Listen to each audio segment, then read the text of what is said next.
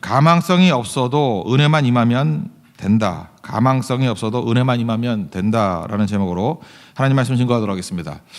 하나님이 쓰시는 사람에 대해서 살펴보는데 디모데를 하나님이 쓰셨죠. 오늘은 디모데와 또 D.L. 무디 두 사람의 배경을 놓고 우리 말씀을 한번 풀어가겠는데, 하나님이 쓰시는 사람의 특징은 두 가지라는 거예요. 첫째는 은혜고요. 은혜.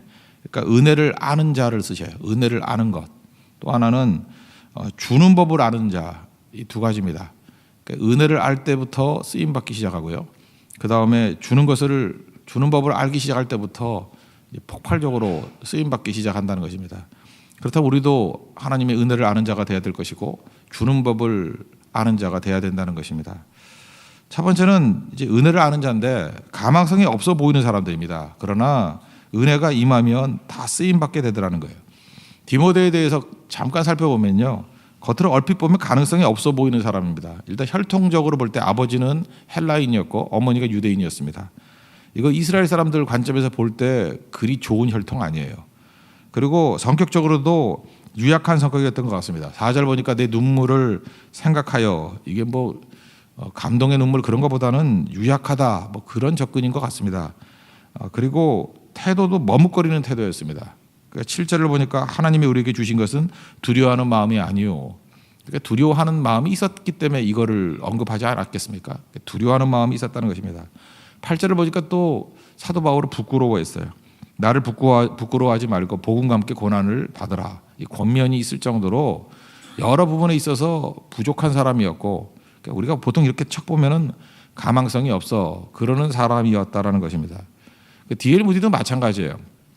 제가 D.L. 무디를 이렇게 쭉 읽어보면서 다시 그 일대기 쭉 읽어보면서요, 그에게도 전혀 가능성이 없어 보인다라는 것이 보입니다. 주변에 있는 사람들이 얘기를 할 때, 특별히 그 자기 자신의 그 멘토였던 선생님이죠, 그 에드워드 킴볼이라는 선생님이 평가한 거예요. 성격도 별로 안 좋았고 삶의 모습도 좀 방탕한 부분이 있었답니다. 이 10대 때요. 근데 제 마음에 확 와닿는 게 뭐냐 하면은 영적으로 어두운 사람이었다, 이런 얘기를 해요. 제가 이게 성도들을 바라볼 때, 또 이렇게 일꾼들을 바라볼 때 제일 먼저 이렇게 와닿는 게 뭐냐, 선입견이 아니라 이거 경험이기도 한 거예요. 정말 힘든 사람이 누구냐 하면은 영적으로 어두운 사람이에요. 되게 이렇게 밝은 사람들은요, 이게 쓰임 받을 가능성이 큽니다. 그리고 빨리 변화가 되는 것 같아요. 근데 뭐 누가 어둡고 싶어 어둡습니까? 어둡고 밝다라는 거는 사실 그 노력하고는 그리 큰 관계가 있는 것 같지는 않아요. 그 상태이기 때문에. 근데 제가 이게 와닿더라고요. D.L. 무디를 보는 순간에 킴볼 선생님이 볼 때 이 사람은 어두운 애다, 그렇죠? 영적으로 어두운 아이다. 그러면 이제 힘든 거 아니에요. 거기다가 이제 구두수 성공하니까 배우지도 못했답니다. 이거 배우지 못한 게 아니라 어떻게 보면 정직하다가 말았지만 너무 백진 거예요. 그 교인 등록을 할 때 이렇게 시험을 받는 거예요. 그때는 분답식으로. 그래서 물음이 뭐 다 아는 물음이죠. 예수님이 하신 일이 뭡니까? 뭐 이런 거예요. 그럼 적어도 뭐 십자가가 나와야 되고 나를 용서해주고 뭐 이런 비스무리하게 얘기하면 통과되는 건데, 예수님이 하신 일이 뭡니까? 꼭 구속이라는 얘기가 아니라 할지라도 그 정도만 얘기하면 알 수 있는 건데, 몰라요 그랬대요. 몰라요. 근데 많은 일을 하긴 한 것 같아요. 왜냐하면 유명한 거 보니까. 그리고 그러나 내가 아는 특별한 건 없어요. 그 정도 얘기하더라는 거예요. 그래서 통과가 안 됐어요 처음에는. 그래서 몇 번 더 연습시키고 난 다음에 이제 통과를 시켰는데 어둠이 있고 무지가 있고 뭐 그랬던 사람이었다라는 것입니다.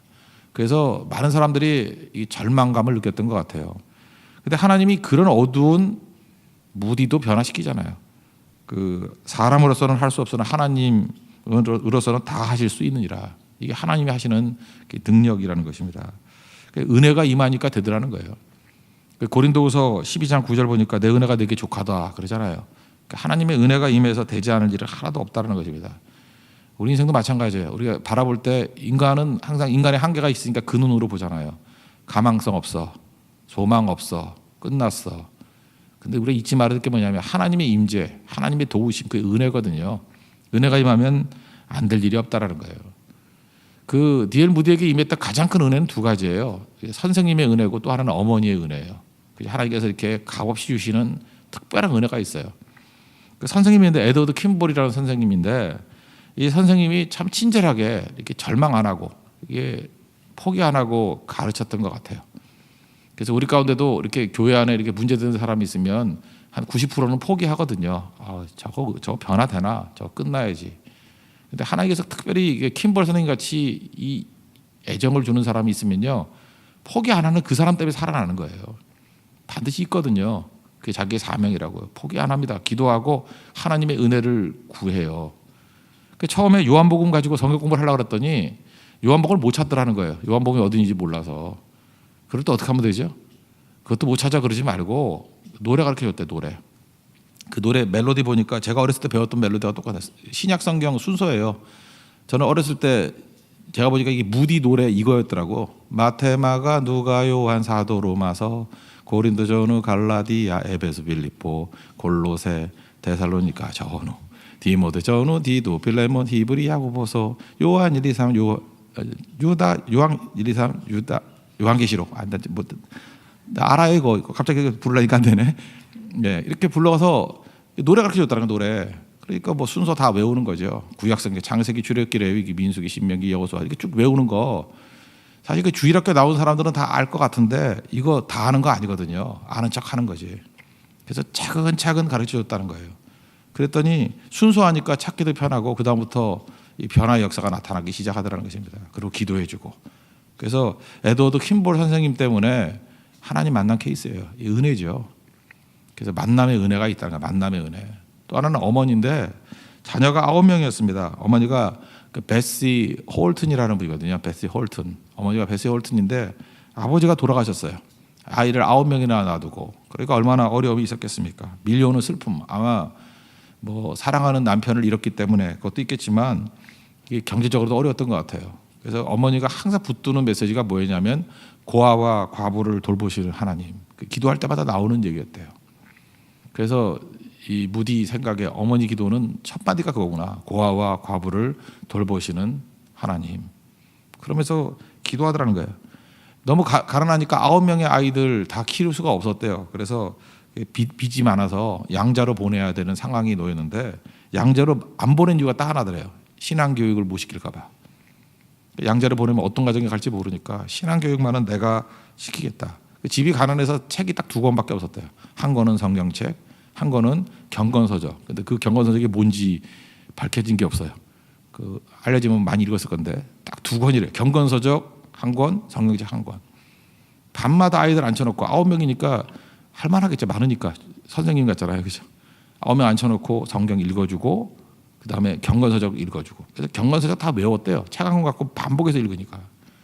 책이 많아야 되는 게 아니죠. 그래서 어머니가 읽어주던 성경 그게 뇌리에 남더라는 거예요. 그래서 변화가 되죠. 다른 모든 거 없어도 괜찮으니까 신앙 하나만 있으면 된다라고 외쳤죠. 그리고 아버지 없는 그 핸디캡이 있잖아요. 가정 예배 기도될 때마다 이렇게 기도했대요. 내가 어머니 역할을 잘 할 테니까 하나님께서 아버지 역할을 해주세요. 그래서 무디는 어려서부터 그 하나님이 아버지라는 느낌을 가지고 살았대요. 어머니는 눈에 보이고 하나님 아버지가 우리 아버지 되시니까 더 좋은 아버지 되신다. 그 어머니가 92세까지 사셨거든요. 그 어머니의 소원이 뭐였냐면 이게 부흥사가 됐으니까 교회에 많은 영혼들이 모여서 예배드리는 꿈이 있다. 시카고에서 예배드릴 때 진짜 문 밖에까지 건물 바깥까지 사람들이 모여들어서 예배드리는 모습이 있었대. 당시는 뭐 사진 이런 게 많이 없으니까 그때 전보를 알려줘서 어머니가 그 얘기를 듣고 너무너무 기뻐하더라는 거예요. 이게 은혜죠. 그래서 오늘 9절을 보십시오. 소명으로 부르심은 우리의 행위대로 하심이 아니라 그랬잖아요. 그리고 뒷부분에 뭐라 했어요? 은혜대로 하심이라. 그러니까 은혜의 승리를 얘기하고 있습니다. 은혜 붙들면 항상 승리한다는 것을 믿고 우리 주님 앞에서 은혜를 아는 자가 되는 축복이 임하기를 바랍니다. 그래서 우리가 우리 가정에도 은혜가 임해야 되고 교회도 은혜가 임해야 되고 또 우리가 하는 모든 일에 하나님 은혜 부어 주십시오. 그러면 쓰임 받고 이긴다는 것입니다. 은혜로 이기는, 은혜가 이긴다는 걸 붙들고 은혜로 이기는 하나님의 종 되기를 바랍니다. 또 한 가지는 그 주는 법을 아는 것, 이때부터 사역이 폭발적으로 커간다는 거예요. 어제 저녁에 우리 이영길 선교사님이 오셔서 말씀하신 것도 그 내용이죠. 그분은 이렇게 설명했죠. 경계와 혁신. 이렇게 경계가 있고 그 경계를 뛰어넘어서 혁신이 되는 것, 똑같은 얘기예요. 이노베이션이 일어나는 게 언제입니까? 이게 방향이 바뀔 때, 주는 법을 알기 시작할 때부터 변화가 되더라는 거예요. 이경길 선교사님은 굉장히 그 실존적으로 접근했던 것 같아요. 인도에서 제일 가난한 지역이 비하루주인데 그 파트나시에 우리도 가봐 살지만 처음 갔을 때 너무너무 가난했어요. 지금 조금 더 이제 좀 나아진 것 같은데 우리가 가면서. 그런데 고민한 거예요. 왜 가난한가? 그냥 가난에 대해서 원망만 아니라 가난한 걸 분석을 해야 될 거 아니에요. 그들은 분석할 능력도 없거든요. 왜 가난한가? 왜 가난한가? 저도 그래. 네팔 갈 때마다 느끼는 게 뭐냐면 이렇게 환경이 좋은데 왜 가난한가? 왜 가난한가? 주는 법을 몰라서 그래요. 우리 성도들도 만나보면요. 어떤 성도들 뭐 똑같잖아요. 조건이 뭐 다를 게 뭐가 있어요. 뭐 우리 한국 사람들 뭐 더 가진 게 뭐 있고 덜 가진 게 뭐 있고 무슨 차이가 있어요. 자기는 없다 그러는데 그 사람 더 가진 것 있거든요. 어떤 사람은 뭐 더 예쁜 사람이 있고 더 건강한 사람이 있고 더 기술적인 능력 있는 사람이 있고 이렇게 따져보면은 덜 가진 게 아니에요. 뭐 그게 그거예요. 다 비슷비슷한데 어떤 사람은 평생 가난뱅이로 살아요. 이게 물질뿐만 아니라 모든 부분에 있어서 진짜 거지같이 살아요. 반면 어떤 사람은 아무것도 없음에도 불구하고 능력 있게 살아가고 그 차이가 언제인지 아십니까? 주는 법을 몰라요. 맨날 거지같이 받아먹으려만 그러고 어디 가가지고 뭐 누구 주나 이거 쳐다보고 있고 빈곤 깨는 게 변화되는 그 주는 거죠. 주는 거. 그래서 인도 비하루주에서 더 줄 데가 없잖아요. 너무 가난하니까. 그래서 생각했던 게 이제 아프리카 쿠미데라 그러죠. 거기 학생들을 데려다가 이제 우리 학교 갔을 때 보니까 낙타섬에서 공부도 시키고 그러죠. 주는 법을 배우는 거예요. 가난한 사람들이지만 주는 걸 배우는 거예요. 그랬더니 살아나잖아요. 요즘에 우리가 인도 선교 가면서 느끼는 게 뭐예요? 이거 엄청나게 살아나네. 왜요? 주는 법을 배우기 시작하면서 빈곤 안녕이에요. 변화가 되잖아요. 그 다음에 그 우간다의 쿠미 대학 거기도 굉장히 열악한 지역이라 그랬죠. 근데 거기도 주는 법을 배우려고 그랬더니 남수단에서 난민들이 막 몰려오는 거예요. 100만 명이나. 그래서 우간다도 가난한데 할 수 없이 죽기 시작하는 거죠. 그때부터 변화가 되는 거예요. 여러분 인생 가운데도 마찬가지입니다. 우리 교회에서도 여러분 뭐 한번 얘기하는 거 한번 들어보면은 뭐 다 들려오죠. 막 주는 사람들 있죠. 그러면 바보들은 이렇게 해석을 해요. 많으니까 주지. 부자니까 주지. 3년 전, 4년 전만 해도 그 사람들 부자 아니었어요. 오히려 더 어려운 사람들이고 기도 제목에 1순위로 들어갔던 사람들이에요. 근데 방향이 바뀐 거예요. 주는 걸로 바뀌고 난 다음부터는 상상을 초월해요. 그 다음부터는 나중에 그 뭐 도와주려고 그랬던 사람까지 도와주는 사람으로 변화가 되더라는 거예요. 이게 중요한 방향 전환이라는 것입니다. 예수님 말씀하셨잖아요. 누가복음 6장 38절에 주라 그래 하면 너에게 줄 것이니. 받으면 주라가 아니에요. 먼저 주기부터 하래요. 주라 그래 하면 너에게 줄 것이니 후이대로 누르고 흔들어 넘치도록 하여 너에게 안겨주리라. 그리고 그 사이즈, 헤아리는 사이즈에 따라서 다르다는 거죠. 헤아림을 따라서 그 헤아림으로 도로 받을 거래요. 크게 주면 크게 받고요. 더 크게 주면 더 크게 받는다는 것입니다. 이게 하나님의 원리라는 거예요. 이 디모데 같은 사람의 특징이 뭐냐면 나는 내성적이기 때문에 뭐 주기 힘들어 이래서 이렇게 쭈그려 있는 거예요. 처박혀 있는 거예요. 그러니까 맨날 이러고 있는 거죠. 근데 8절을 보니까 하나님의 능력을 따라 복음과 함께 고난을 받으라. 복음 전파가 뭡니까? 복음 나눠주는 거 아니에요? 주러 가기 시작하는 거 아니에요? 그때부터 변화가 막 나타나기 시작한 거예요.